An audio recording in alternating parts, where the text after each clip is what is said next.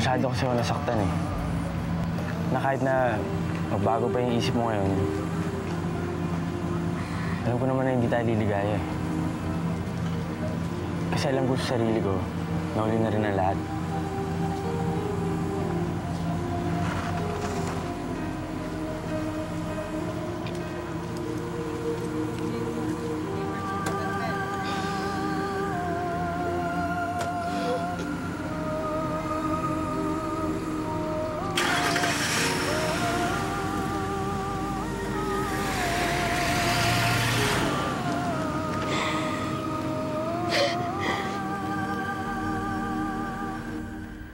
Si Alberto ba ang kausap mo? O akala ko ba reconciliation president ka? Bakit hindi mo paayusin ang problema niyo ni Alberto? Makipag-ayos ka na sa kanya. Tayo nang magtago sa kanya. Isang dispensa lang ang kailangan ko sa kanya. Hindi pa niya maibigay sa akin. Paano kami magkakaayos? Ikaw ang matanda, magparaya ka na lang. Siyang anak. Siyang dapat magpakumbaba. Malaki ang kasalanan niya sa akin. Sir, I'm sorry. Mr. President, oras na po para uminom ng gamot ninyo. And sir, magpahinga na po kayo. It will be a busy day for you tomorrow, Mr. President. Tawagan mo si Alicia. Ano pong sasabihin ko sa kanila? Sabihin mo sa kanila, ngayong presidente na ako, tapos na ang maliligayang araw ni na Iluminada. Yes, sir. Right away, Mr. President.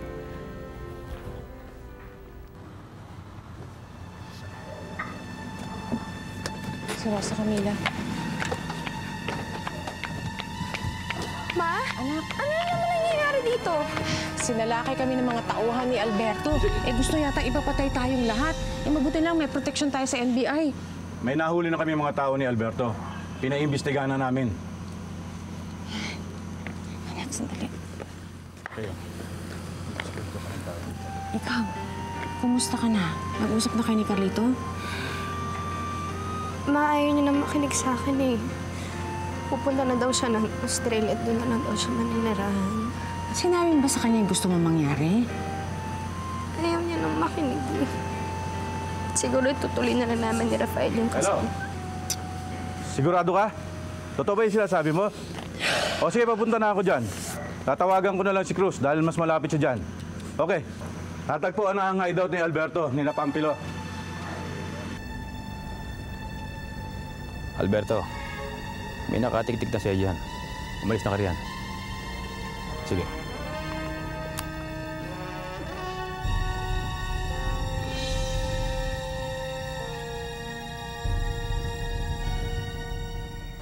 Pampilo, anong nangyari?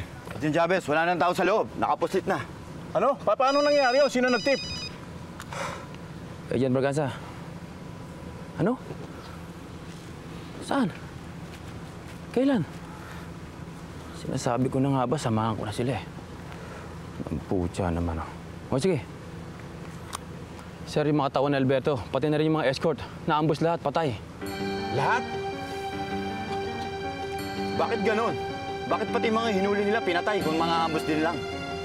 Baka para hindi makapagsalita.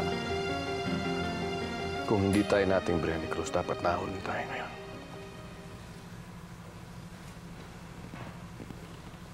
Bakit nasira ang mga plano natin? Saan ba tayo nagkamali? Nung naging president ang daddy mo at nung naging vice president si Lola Romina. Kung noon pa kasi tayo gumalaw, di sana, bago sila... Pwede ba, please? Huwag ka nang makisulsul pa. Ha? Parang sasabog na tong utak ko na kaiisip eh. Hindi tayo makalabas ng bansa. Frozen ang pera natin, hinahabol tayo ng pulis, ng NBI, ng lahat ng military. Tutuloy natin tayo. Sigurado ka bang hindi magsasalita si Cruz at si Nestor tulad ng ginawa ni Amores sa'yo? Kay Cruz may tiwala ako. Si Nestor hindi ko alam. Kailangan natin ng tulong.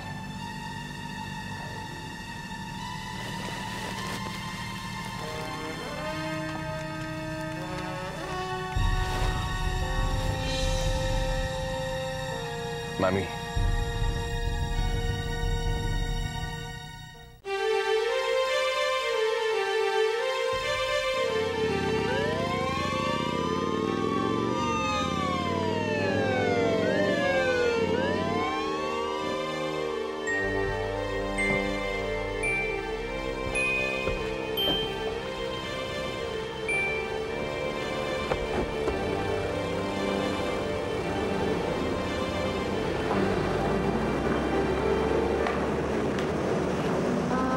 Dingdong, ikaw na ngayon ang AD camp ni Dad.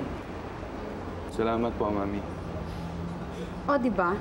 Nabayaran na yung ginawa niyong pagtulong mag-ama sa eleksyon na ballot box snatching dito sa Maynila at vote buying niyo sa Mindanao. Tumingin ka nga sa paligid mo, Paloma. Mag-uusap ba tayo ngayon dito kung hindi dahil sa tulong na yung mag-ama? Kailan ka pa naging ganyang kasama, ha? Ikaw ang unang naging masama, Paloma. Mula ngayon, huwag mo na akong papakialaman. Gagawin ko ang gusto ko, gawin mo rin gusto mo. Paloma, you are now the first granddaughter of the President. So you should start behaving, especially in public. Wala akong pakialam kung gusto mong hiwalay ng asawa mo. Basta't hanggat nandito kayo sa Malacanang, kikilalanin kayong bilang mag-asawa. Gagawin ko pa rin gusto ko. Ayokong tumira dito.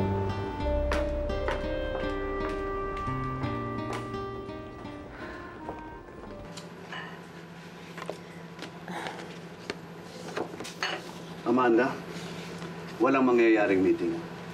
Gawin mo na lang ang mga dapat mong gawin sa nangyaring proclamation. At yung mga pinangahawakan nating papeles, tulad ng sinabi mo na nagkaroon ng rampant cheating nung nangyaring eleksyon, ihanda mo na. Don't worry, Tito Tomas. I've filed your complaints. But let's move on. Kailangan nating pag-usapan ang pag-take over ko sa mga positions mo, sa mga companies mo. And who said so? Bakit? Nanalo ba akong presidente ng Pilipinas? May usapan tayo. At walang nakalagay sa kontrata ko na hindi mapupunta sa akin ang mga posisyong to. At wala rin sa kontrata mo na ibibigay ko sa iyo ang mga posisyon ko pag natalo ako. Remember, I will only give that to you kung ako ang naging presidente ng Pilipinas. You can't do this to me. Amanda, I can do anything. Akin ang kumpanyang ito. Ikaw naman kasi, masyado ka naging confident na mananalo akong presidente. Hindi mo binasa yung mga fine lines ng contract natin. Kaya Amanda, you can get out. What? Get out!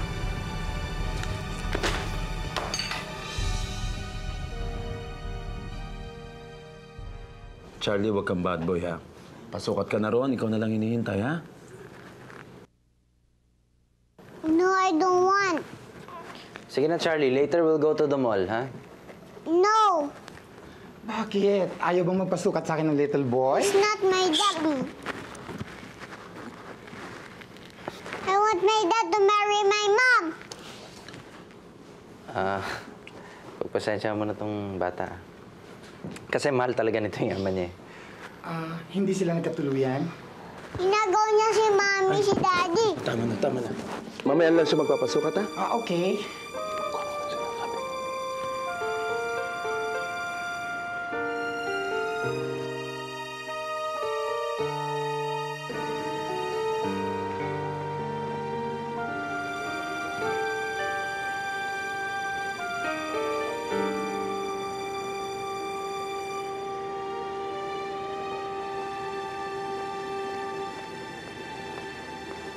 Hintayin niyo na lang ako dito.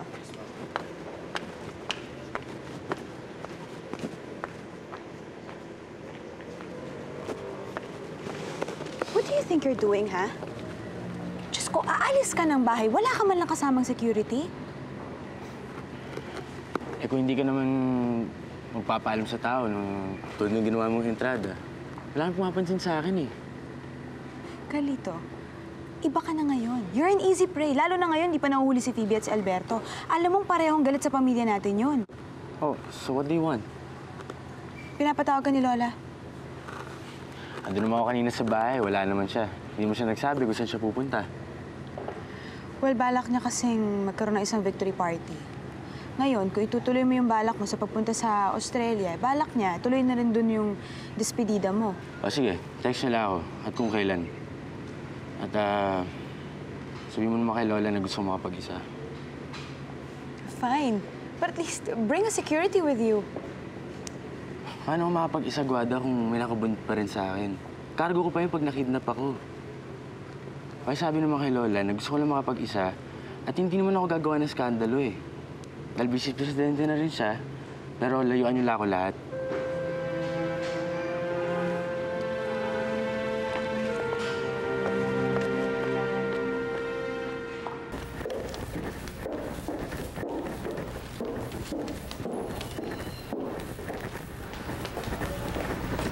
Mami, para saan yung perang yan?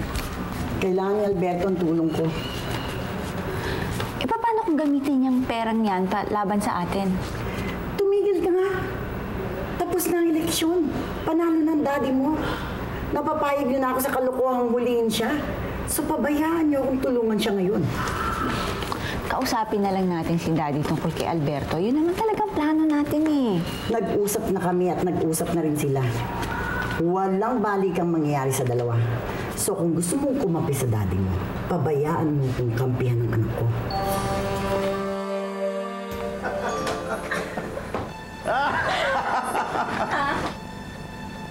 Ina!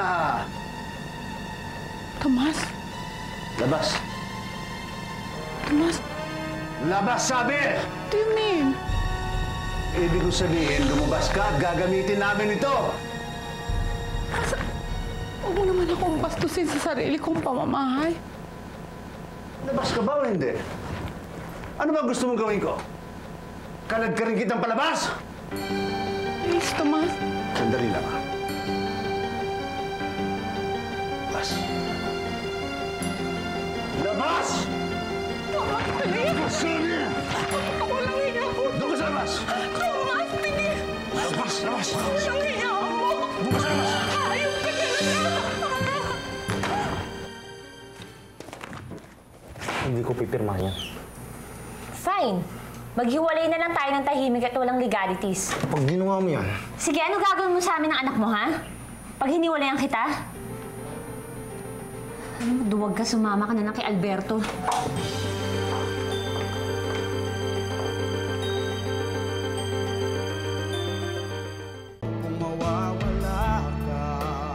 Bakit kailangan niyo pa lumayo sa Maynila o sa San Dionisio para ikasal?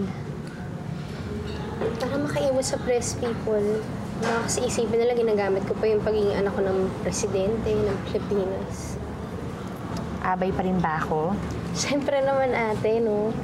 Yun nga lang, pati si Kuya Nestor hindi namin tinanggal sa listahan, ha? Dahil kapamilya pa rin. Yun ang gusto ni Mami, eh. Ayaw nga akong hiwalay ni Nestor, eh. Ate, wala naman talagang chance para magkabalikan kayo. Hindi ko na talaga kaya. Mami! Ano ginagawa mo dito? Sana tinawagan mo na lang ako para nagsabay tayo. Next time na lang, babalik na lang ako. Nandito pala kayo. Mami, ano to? Binubugbog ka na naman niya? Si Tomas, nagsisimula na naman siya.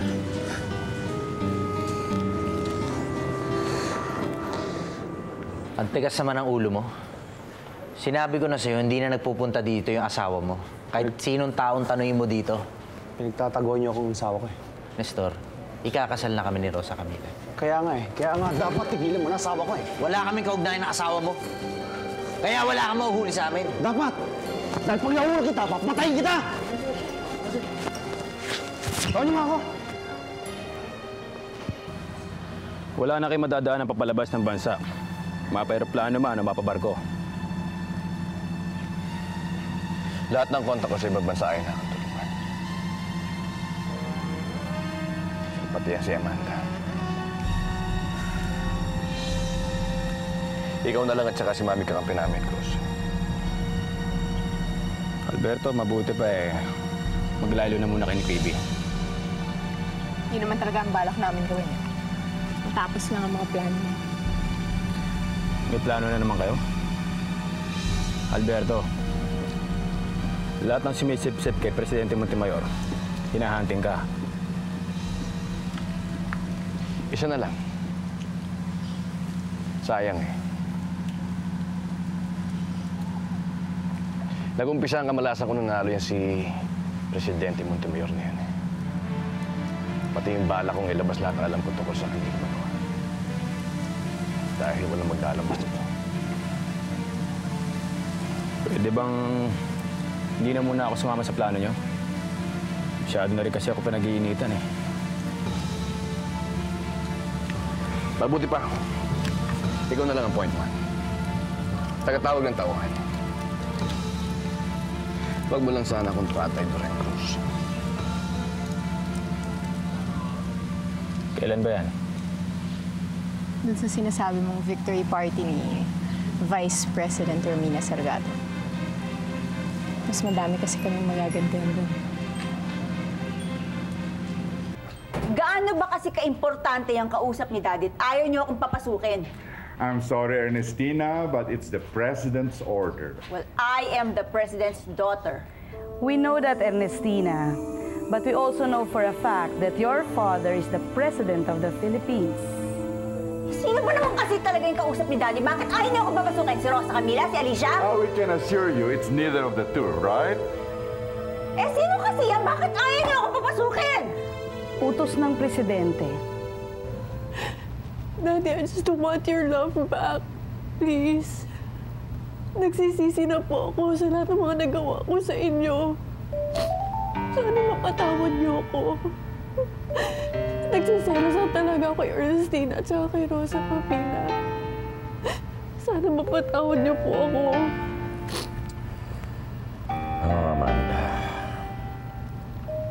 Hindi mo na alam kung gaano kasakit ang ginawa mo nang tumalikod ka sa akin. Pero, sino ba naman ang amang hindi mapapatawad ang anak kung ito ay humihingi ng kapatawaran? Thank you, Daddy. Thank you po.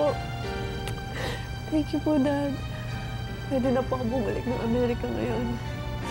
Doon na lang ako titira. You don't have to go. You can stay.